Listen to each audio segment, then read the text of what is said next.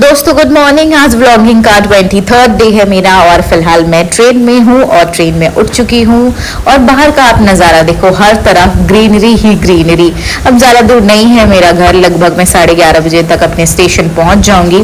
फिर मैं निकली अपने केबिन के बाहर और केबिन के बाहर का नज़ारा आप देखो, कितनी क्लीनिंग है, कितनी शांति है। और बाहर में ये रेल पटरी के साथ इधर भी हर तरफ ग्रीनरी ही ग्रीनरी है। और ऐसा नज़ारा देखने को मिलता है ना तो मज़ा आ जाता है खिड़की साइड बैठने में। और चूंकि मुझे ट्रेन बहुत ज़्यादा तो नहीं सही लगता है, लेकिन अगर आप फर्स्ट एसी ये सब में ट्रैवल कर रहे हो और बहुत ज़्यादा डिस्टेंस नहीं है तो फिर, और साथ में कोई हो तो फिर मज़ा आ जाता है। ऐसे कोई दिक्कत नहीं होती है, जर्नी कट जाती है। और रात रात में तो बस सोते सोते ही आपकी जर्नी कट जाती है।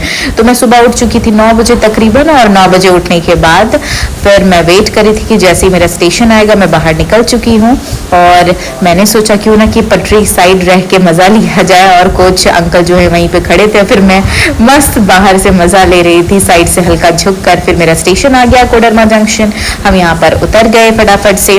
ज्यादा लगेज नहीं तो ज्यादा टेंशन भी नहीं होता है उतरने में। फिर फटाफट से ऊपर चली गई, जिधर से जो स्टेशन से बाहर निकलते हैं। बाहर निकलने के बाद बस बाहर खड़ी थी, हम बस पे बैठ गए।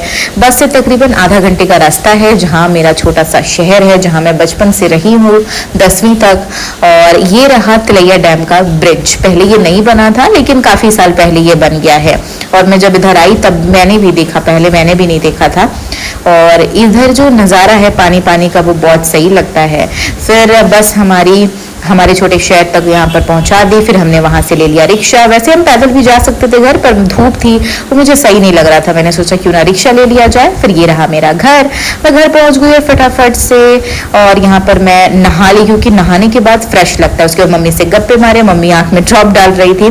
फिर हमने रात के लिए समोसा बनाने की तैयारी कर ली। तो ये मेरी बहन, जो मामा की बेटी, जो मेरे साथ ही रहती है, मतलब मेरे घर पे मेरी माँ के साथ, तो फिर इसने मस्त ये रेसिपी सीखी थी। इसे खाना बनाना बहुत ज़्यादा पसंद है, ये अलग अलग तरीके का खाना बनाती है। मुझसे है छोटी, लेकिन इससे मैं सीखती हूँ तो मज़ा आता है। और बहुत अच्छा बनाती है, नो डाउट। खाने में कोई भी चीज़ हो, इसका अलग ही जायका होता है। तो इसने बोला कि क्यों ना आज समोसा बनाया जाए। हालांकि मैंने ही बोला था, पहले इसने बोला घेवर, मैंने कहा ये रक्षाबंधन में बनाएंगे, क्यों ना आज मौसम भी सही है, हल्का बारिश का मौसम है, तो समोसा बनाया जाए। इसने पूरा प्रोसेस बताया कि कलौंजी डालते हैं, फिर अजवाइन डालते हैं, फिर मैदे को अच्छे से मिलाते हैं, फिर उसमें हल्का सा तेल डालते हैं। तेल डालने के बाद बहुत अच्छे से मिलाते हैं, जैसे नमक पारा बनता है ना, बिल्कुल वैसे ही। तो अच्छे से इसको बहुत अच्छे से मिलाया इसने। मिलाने के बाद मतलब हल्का हार्ड होना चाहिए, मतलब गोल टाइप का। उसके बाद मेरी बहन ने बताया कि इसमें हम पानी भी ऐड करेंगे और इसका एक डो तैयार करेंगे, हार्ड सा, बहुत सॉफ्ट भी डो नहीं तैयार करना है। तो उसने फटाफट से पानी डाला और इसने डो तैयार किया। इधर से आलू बॉईल करके रख लिया था, तो डो भी ऑलमोस्ट तैयार हो चुका है। फिर जो आलू का जो चोखा तैयार करना था, उसके लिए इसने डाला सौंफ 1 चम्मच, फिर 1 चम्मच जीरा डाला, फिर उसको अच्छे से भूना और हल्का रेड होने तक। फिर इसने डाला अदरक कूटा हुआ, जो इसने गार्निश कर रखा था अच्छे से, उसे डाल दिया। उसके बाद लहसुन भी डाला, हरी मिर्च भी इसमें डालना होता है।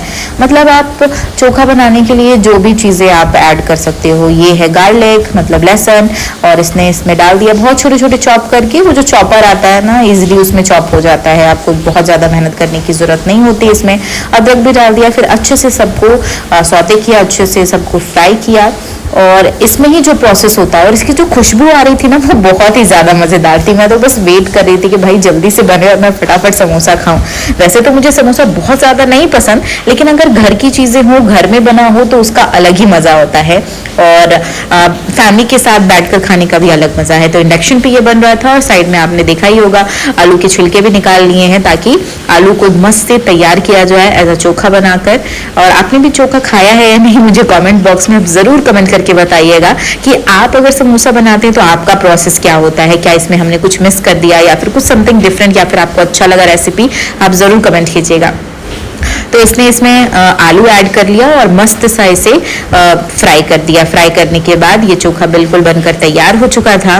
अच्छे से इसको मैश करने के बाद ये बन गया और मैंने ऐसे ही टेस्ट किया तो मुझे मज़ा आया। फिर इसने तेल चढ़ा लिया कढ़ाई में और फिर इसने बोला कि पहले हम लोई बना लेंगे, यानी कि मेरी बहन ने बोला। और ये देखो ये प्रोसेस जो होता है मुझे यही कंफ्यूजन वाला लगता है। एक बार को तो चोखा तक का प्रोसेस तो मैं भी कर लूँ, लेकिन ये जो होता है ना, इसने बोला कि मैं बहुत बड़ा समोसा तो नहीं लेकिन मिनी समोसा बनाऊंगी। फिर छोटा सा बीच में उसको कट कर लिया, फिर ऐसे उसको फोल्ड कर लिया और फोल्ड करने के बाद इसमें आलू डालना होता है अच्छे से। यही प्रोसेस है ताकि जो आपका उसने जो ये भी फोल्ड किया है वो उसको वो ना उसमें होल नहीं होना चाहिए। फिर अच्छे से उसमें आलू भर लिया ताकि समोसा जो है वो फिल हो जाए। इसको फिल कर लिया अच्छे से आलू से और बहुत टेस्टी मुझे चोखा ही लग रहा था, तो मैंने अंदाज़ा लगा लिया था कि समोसा तो मज़ेदार होने वाला है। तब तक कम आंच में तेल भी गर्म हो चुका था।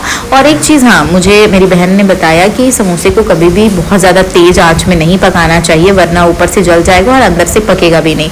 इससे अच्छा है कि आप कम धीमी आँच में इसको अच्छे से अंदर से उसको बिल्कुल पकने दें ताकि मैदा जो है वो कच्चा ना रहे। और वैसे भी मैदा खाना अच्छा नहीं होता है हेल्थ के लिए, तो बेटर है कि अगर आप खा रहे हो तो अच्छे से उसको पका कर खाओ। आपको साइड में दिख रहा है ये मेरे घर का दूध है और मिट्टी के बर्तन में इसमें रखा गया है, बहुत अच्छी खुशबू आती है ऐसे पीने में। तो फिर ये समोसे डल गए और फटाफट से ये तल कर समोसा तैयार हो गया। फिर मेरी बहन ने मेरे लिए लाया समोसा। कल मिलेंगे नई ब्लॉग के साथ। Bye bye, good night.